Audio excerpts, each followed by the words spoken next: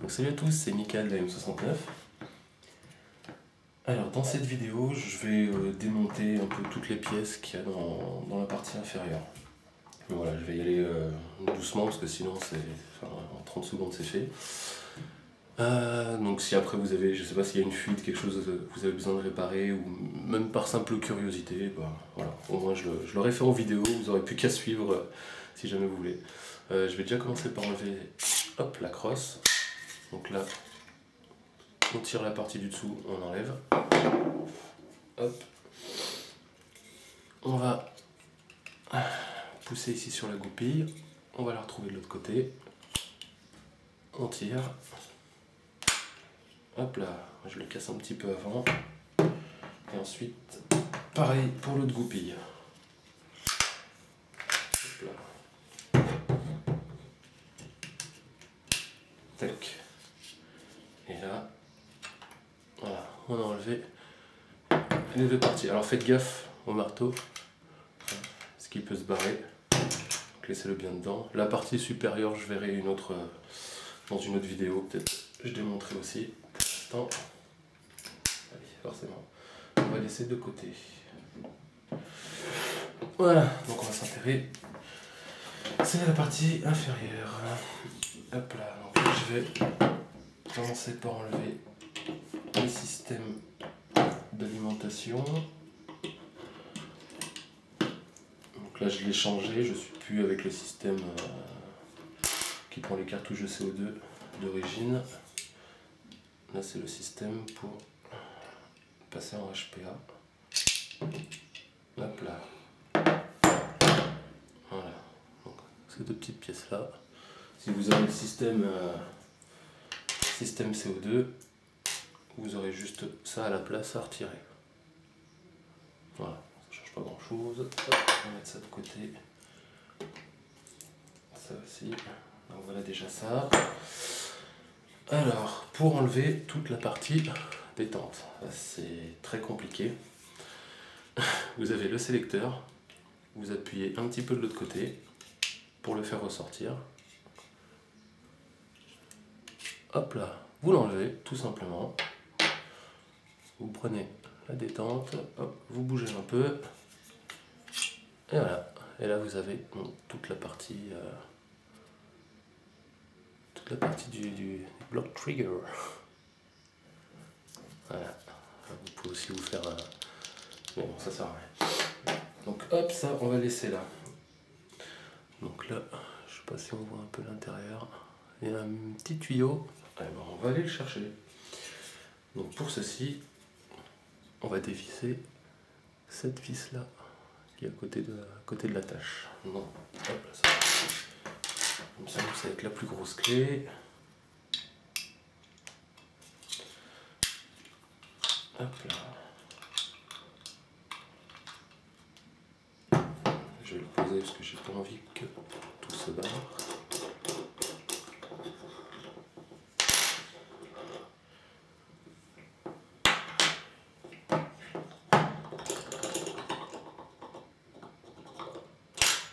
Hop. Voilà. Donc ça, du coup je suis pas expert, peut-être le régulateur. Je pense peut-être à l'intérieur. S'il y en a qui savent, hein, n'hésitez pas à le marquer dans les commentaires, vous me direz. Et donc là, on a le tuyau donc, qui vient comme ça, qui vient se placer comme ceci. Ensuite, il me semble qu'il doit y avoir la poignée qui se retire aussi. Voilà. Donc voilà. Alors au niveau de la poignée, ouais, on voit qu'on du coup on peut pas mettre n'importe quelle poignée. Enfin, je pense. Hein. Ça reste, oui, ça reste quand même très particulier. Hop. Et là, qu'est-ce qu'on a qui bouge? Eh bon, on a forcément l'écrou. Donc là, on en a déjà enlevé pas mal. Le ball catch, vous faites super gaffe. Si vous voulez l'enlever, vous faites glisser tout doucement. Parce qu'il y a un petit ressort. Les petits ressorts qu'on aime bien. Hein, donc voilà. Après, il est juste rentré dedans par les rainures en fait. Voilà, après pour le remettre, pareil, juste à appuyer sur le ressort et le faire glisser. Ça, je vais pas l'enlever cette partie-là, mais je pense que ça doit être comme certains AEG où on pousse fort et on dévisse dans un sens ou dans l'autre. Bon, je vois pas trop l'intérêt d'enlever. Alors la partie à l'intérieur avec le ressort, pour l'enlever, alors ça sert à rien de tirer comme un peu dessus pour qu'elle vienne, ça viendra pas. Voilà, il suffit juste de mettre des petits coups pour le faire descendre.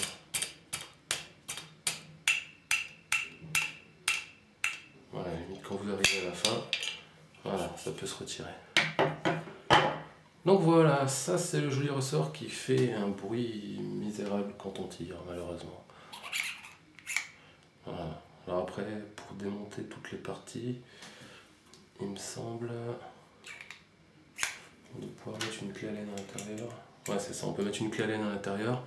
Et là on voit qu'il y a deux plats pour passer une clé, donc je pense qu'après on doit pouvoir dévisser et retirer cette partie-là, enfin retirer un petit peu toutes les parties, quoi.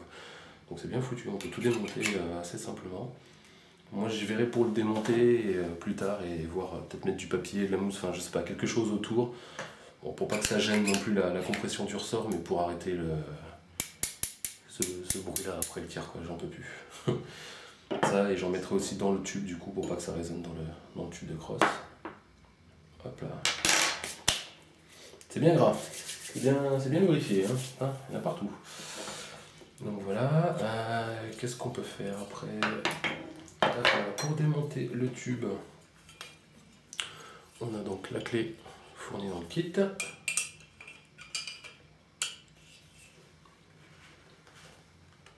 Donc on va déjà... Oh, tchou! Putain, c'est bien serré. Donc on le desserre dans ce sens-là. Voilà. Donc il y a ça.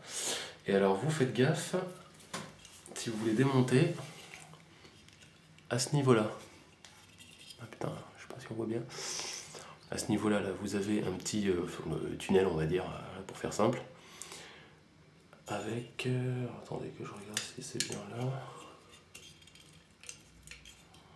Ouais, c'est ça, ça passe à l'intérieur en fait. Vous avez un petit tunnel avec un ressort qui est plaqué contre la tâche là. Je sais pas si vous voyez. Voilà, on sent que ça revient. Je vais dévisser un petit peu plus. Voilà. Je sais pas si on va voir à la caméra. Là, il y a un petit ressort et en fait, ce ressort, il vient pousser une petite tige qui sert à arrêter à maintenir la goupille. C'est ce qui fait l'écran avec la goupille là. Tac. C'est un peu plus dur à pousser, il faut taper un petit coup. Donc vous faites très attention quand vous démontez. Alors vous plaquez ici. Hop là, vous desserrez ça. Et là quand on démonte, il faut faire donc très attention à ce petit ressort qui part pas n'importe où. Voilà, alors si vous voilà, on devrait le voir normalement. Voilà, on devrait le voir dépasser. Voilà, là on le voit. Donc pour le retirer, il est juste à tourner. Et il vient tout seul. Et normalement avec on va avoir, voilà, la petite tige qui vient se mettre donc dans le trou qui est là. Mais je vais pas démonter tout le tube, hein, ça sert à rien, mais bon comme vous avez vu après il est juste vissé. Il est juste vissé à l'intérieur, donc vous avez juste à le dévisser et puis il se barre. Donc après bon, hop là, bah oui forcément elle tient plus. Donc niveau compatibilité après je sais pas trop ce qu'on peut mettre, hein. Je suis pas un expert là-dedans, mais bon. Vous voyez comment ça se démonte, donc après vous voyez ce que vous avez à la maison. Donc, puis après il n'y a plus rien à démonter, on a tout viré. Donc voilà. Donc je vais passer au remontage, je vais un petit peu plus vite caler quand même. Hop. Et on va tout remettre en place. Vous allez voir que ça prend pas des plombes. Ça reste super rapide, quoi. C'est vraiment agréable. Donc là, hop, on remet ça. Contrôle que la goupille elle soit bien arrêtée. Là, on prend la pièce. Hop, on serre un petit coup. Hop là, on va remettre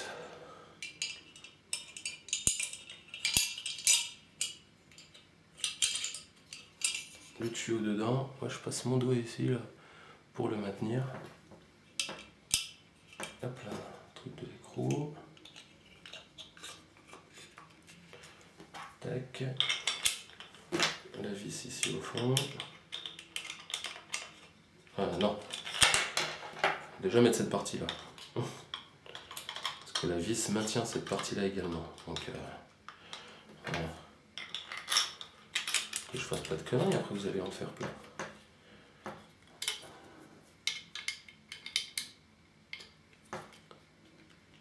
Voilà.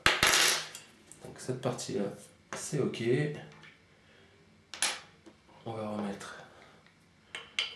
le ressort à l'intérieur. Alors pour le remettre, il y a juste à pousser. Hop, voilà. Ça. Voilà. Ça fonctionne. Ensuite donc tout le bloc. Alors c'est pareil, c'est génial. Vous n'avez pas de à peu près ou on pose, c'est dedans, pas de souci. Tac. Donc là, on a remis. Là donc de ce côté-là.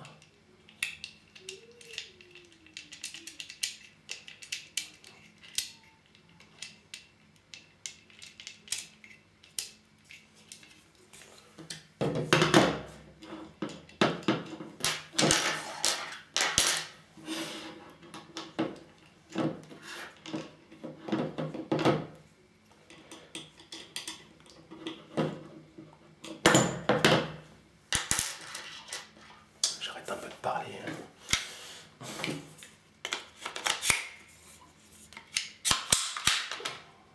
Tac, crosse. Donc là.